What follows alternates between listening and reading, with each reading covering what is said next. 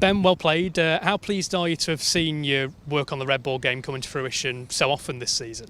Yeah, very happy obviously to put in performances, to get us in a good position. But, for me personally, I had a pretty average year last year in my first year here. So, as I said the other day, it's a bit of a shame no one's here to see it, but I'm sure plenty are watching on the live stream. But yeah, obviously moving to a new club, it's nice to sort of put my foot down a bit more this year and get a couple of scores on the board.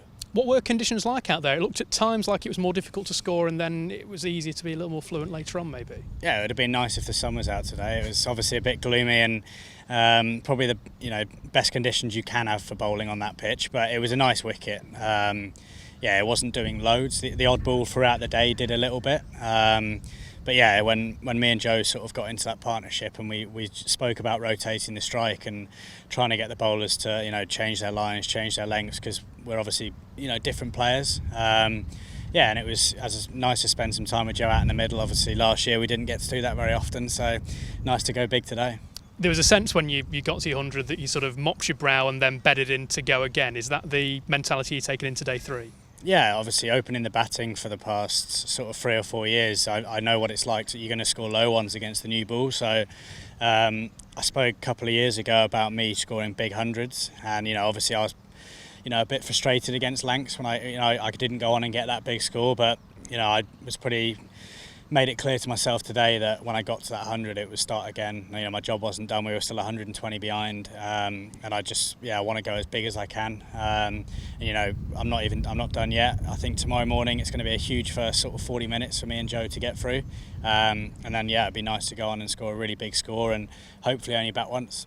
You mentioned batting with Joe as well. Obviously you go back before you both arrived at Trent Bridge. What does it mean to you to be out there and both of you sharing in each other's successes today? Yeah, it's lovely. I mean, every time I'm walking off, he's walking out to bat and we sort of miss each other. So, we're pretty similar characters, and as I say, different partnerships, you got to get used to it, and that was the first time we've batted in a long time together. So there wasn't loads of discussions out there. We both knew what we needed to do, but I think the fact that we're close, obviously, it was I felt like we could both go down to each other and get back in your box here. There was a time when Chris Rushworth was probably into his last over his spell, and I played a big drive, and Joe walked down and sort of said, get back in your box, get through this over, and he's probably off. So little things like that were nice. And he obviously played very well, and hopefully we can kick on tomorrow.